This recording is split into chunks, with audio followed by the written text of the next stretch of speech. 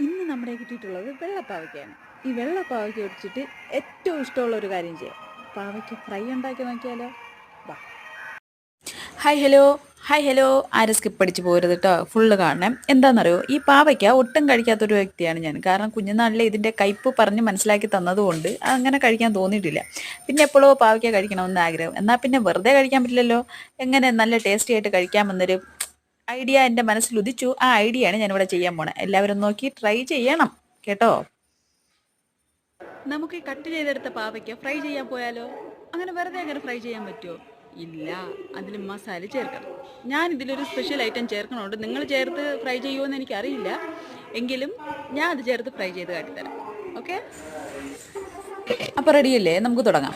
ആദ്യം കുനൂന അരിഞ്ഞു വെച്ച പാവയ്ക്ക ഒരു ബേസിനിലിടുക. അത് കഴിഞ്ഞിട്ട് കാശ്മീരി മുളക് പൊടി തട്ടുക.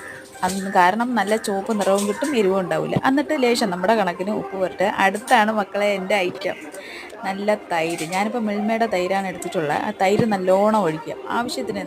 അത് നല്ലോണം കുഴച്ച് നമുക്ക് വയ്ക്കാൻ പാകത്തിന് തൈര് ഒഴിക്കുക.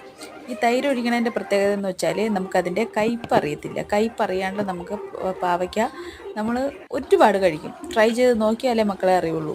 പിന്നെ പാവയ്ക്ക വേകാനായിട്ട് കുറേ ടൈം എടുക്കും. വീട്ടിൽ ഗ്യാസിലൊക്കെ വെച്ചാൽ പിന്നെ പറയണ്ട, അമ്മയുടെ നിന്ന് ചീത്തവിളി മാത്രമേ കിട്ടുള്ളൂ. കണ്ട മക്കളെ, അതിൻ്റെ കളറ് ഒരു രക്ഷയില്ല കേട്ടോ. അത് ഒറിജിനൽ കളറാ, ഫിൽറ്റർ ഒന്നും അല്ല കേട്ടോ.